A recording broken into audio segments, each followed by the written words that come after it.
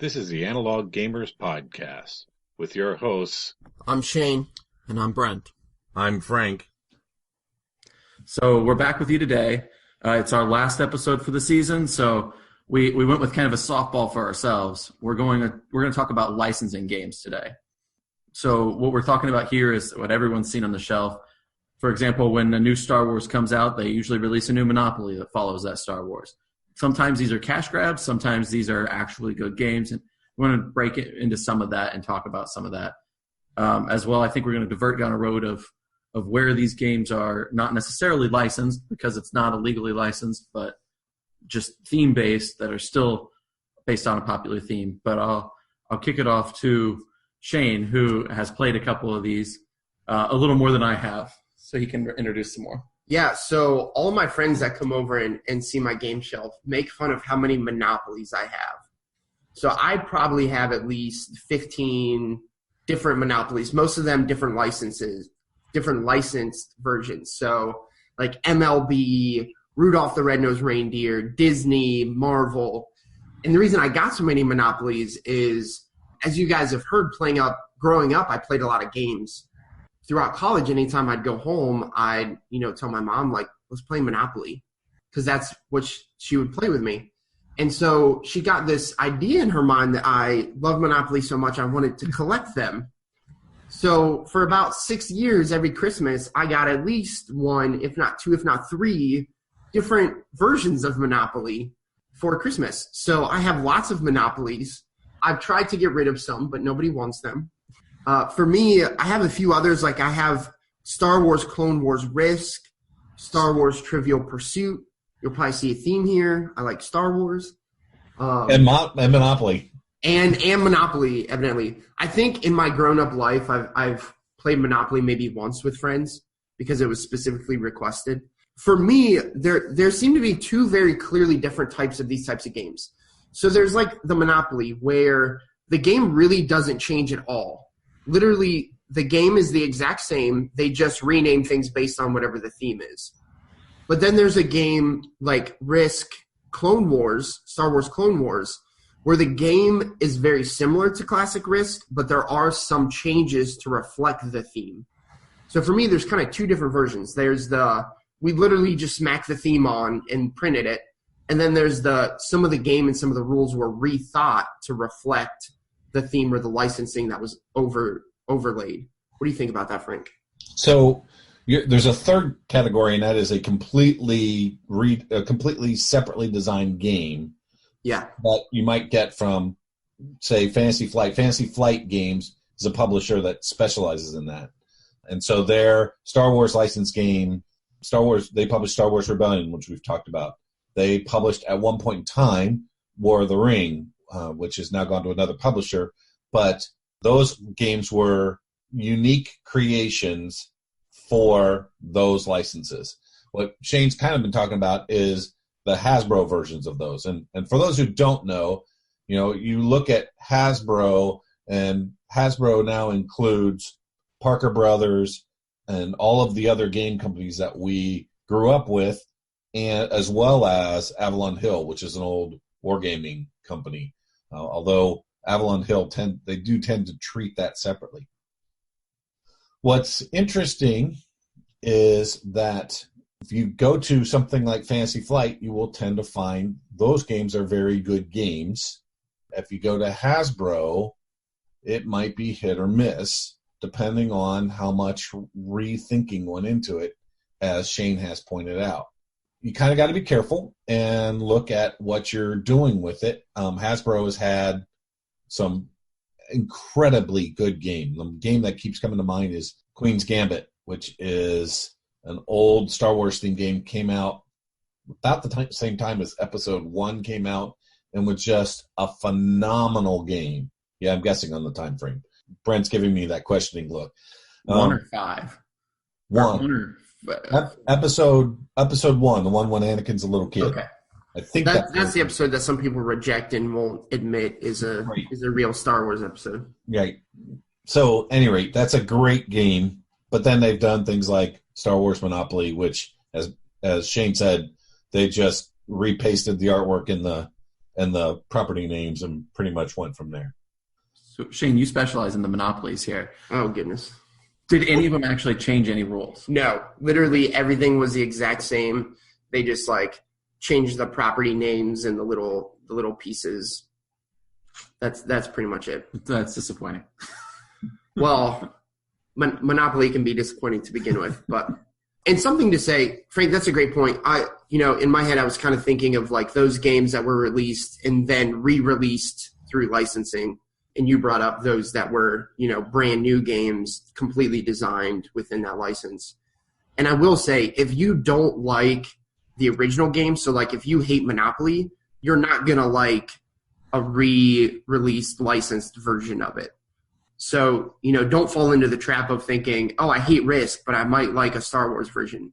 Because they're basically the same game. So really, if you love, your Lord of the Rings, your Star Wars, your Disney, really look for games that are originals within that license, not necessarily re-released games that have had that theme or that license laid over them. So Frank, so Brent, you had brought up that there are games that aren't necessarily like licensed, but they are kind of that rethemed, retooled with a certain theme laid over it. So what are some of those? A theme that relates either to a movie or a piece of literature. So the one I was thinking about and we were mentioning before we started this podcast, Pandemic: Reign of Cthulhu. We just played that one in October this year for our Halloween game time because it is Cthulhu, and Cthulhu, for those who don't know, is a little bit darker, old gods. Horror themed. But the whole Lovecraftian mythos has spawned a whole selection of games out there. That one in particular is a reimagine over Pandemic, and it has a lot of the same rules. So people who like Pandemic will get a lot of the same themes. But I know they have several other games. Eldritch Horror, for example, comes to mind that are specifically built around the Cthulhu myths. There's actually a version of Love Letter that is Cthulhu themed. There's also a version of Star Realms that's Cthulhu Realms. So that's true. I forgot about that. If you're into Cthulhu, there's a lot out there for you.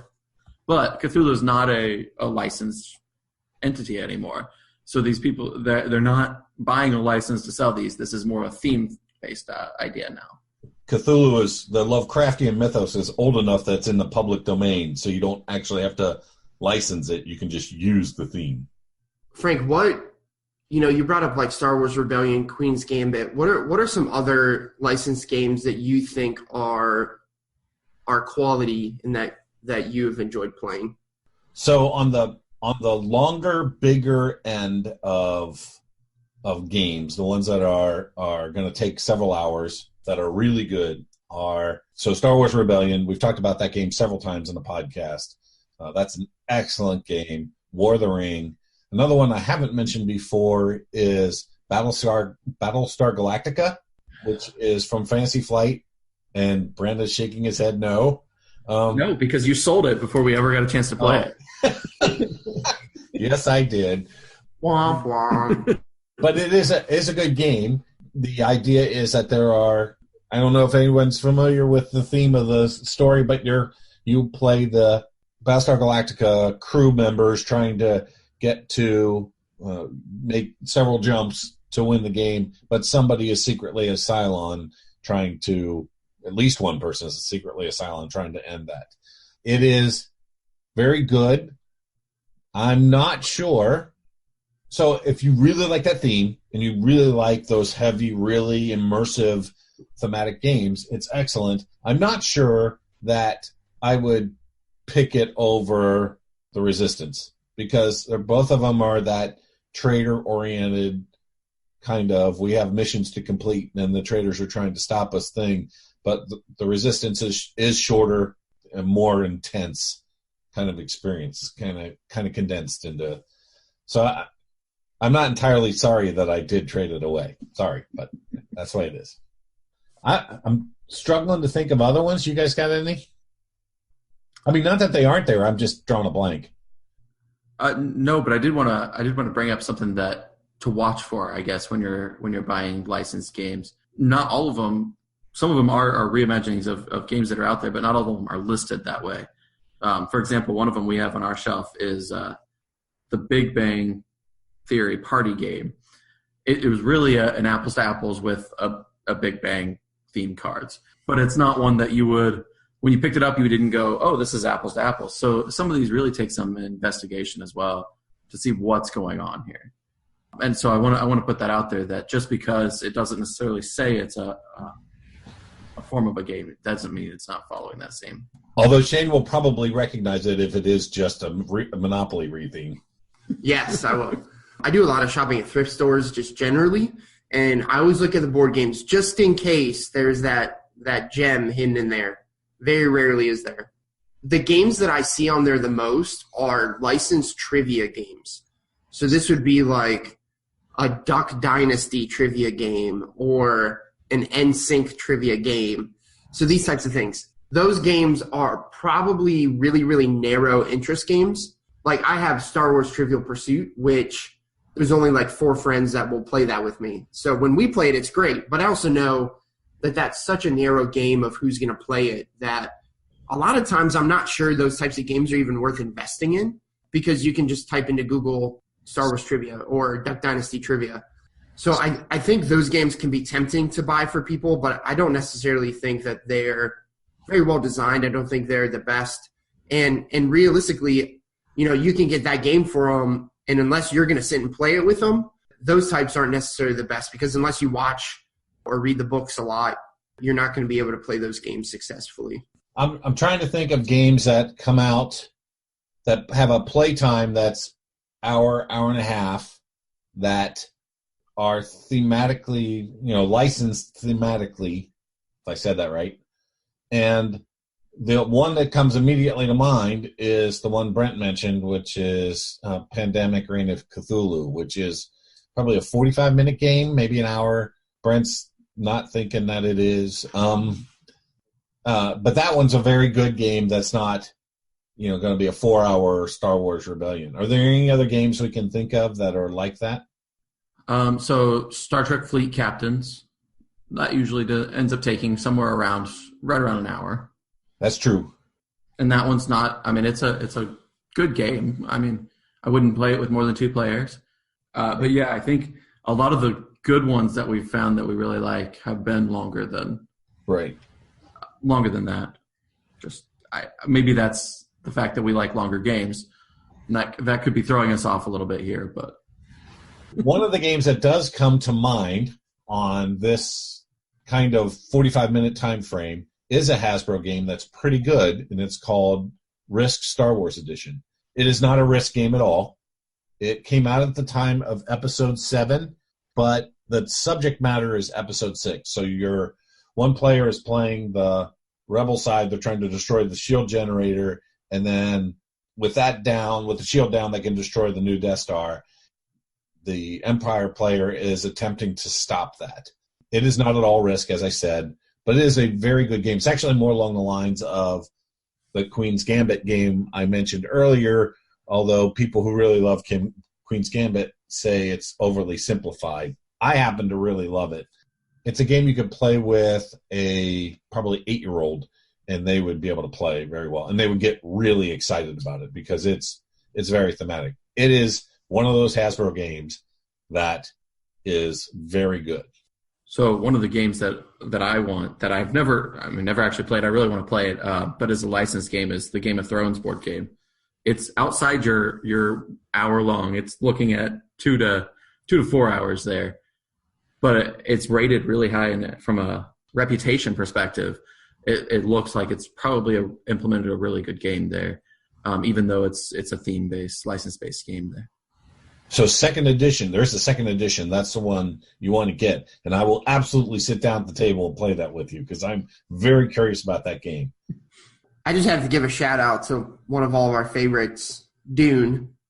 Oh, gosh. How can we forget? Because we probably haven't talked about it enough this season. I'm not sure we can talk enough about Dune.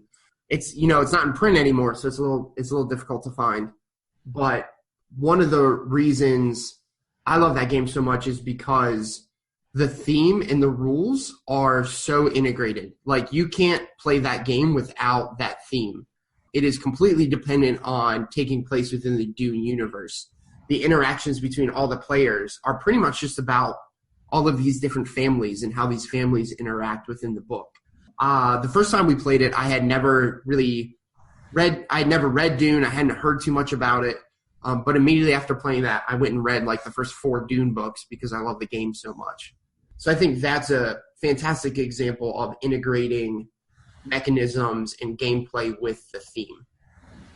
Now, Shane says that game cannot be played without the theme. However, they have re-implemented it and are actually, I believe, still unpublished. Yes. Rex. Yes. From the Twilight Imperium. It sucks. But I haven't played it. I don't know if it would work as well, but it is an option for those who are wanting to play a game similar and can't find the out-of-print version. I've never played that version or the reinvented version of Dune, but again, I think it's just such a well-implemented game, the way that it mixes Dune with the gameplay.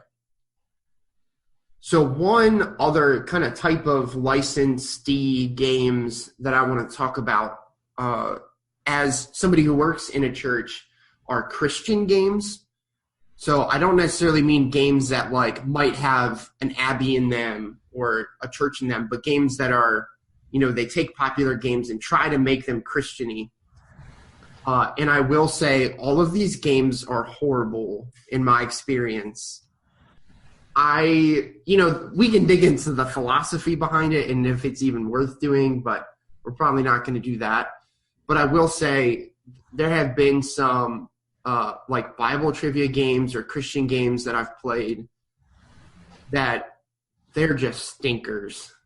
And so, if you're out there and you're thinking like, we like games and we want to look at games, but we really want kind of family-friendly themes and, we're really looking for Christian kind of stuff, I just want to say I'm sorry because it's not out there. And I don't think it's worth spending money on. And I think there are plenty of great games out there and even licensed games that are family-friendly and the themes are family-friendly and they're encouraging great interactions and teaching great lessons.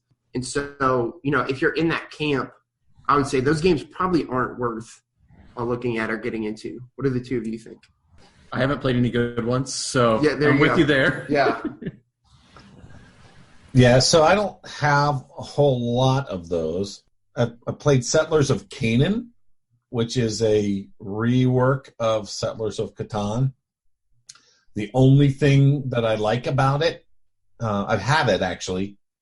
The only thing I like about it is that it actually has a pretty decent 2-player version, which the 2-player version of Catan is awful. We do have, I think, Bible categories. I don't understand how a biblically themed game like categories is any better than regular categories, because honestly, if you're playing with a group, that's not going to go down some darker path. Yeah, I don't know that you need a biblical theme to paste it on it to make it a wholesome game.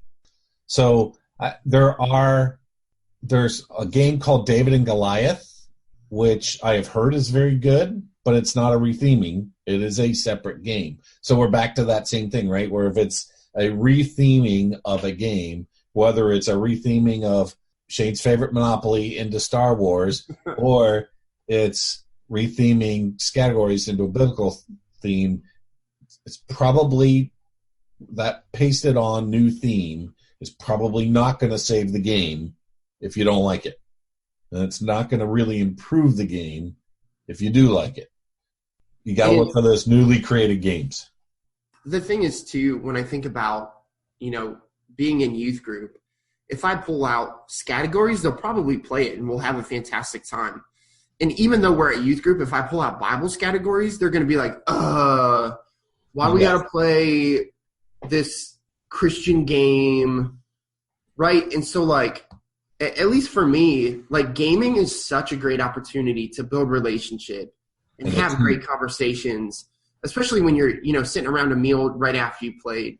And so I think that's your time to really invest in people and really build relationships rather than trying to like manipulate them within a game to have a deeper experience or conversation. So yeah, for me, all of those kind of rethemed Bible Christian games, I'm not a big fan. And again, as we've said multiple times, if you don't like the game to begin with, you're not going to like a rethemed game just because you like the theme. But if you love Monopoly and you love Star Wars, then you'll probably love Star Wars Monopoly. But if you don't like Monopoly, you're not gonna like it relicensed or rethemed. We've given you a couple options on themed games, both reimagined and original games. Thanks for joining us this season. We've had a great time doing this. We'll look forward to being back in January. Happy New Year! Hopefully we'll bring more listeners with us then. This has been the Analog Gamers Podcast. You can find us at theanaloggamers.libsyn.com. You can email us at theanaloggamers@gmail.com or find us on Facebook as The Analog Gamers. The Analog Gamers Podcast is licensed under Attribution, No Commercial, Non-Derivative, Creative Commons 3.0 license.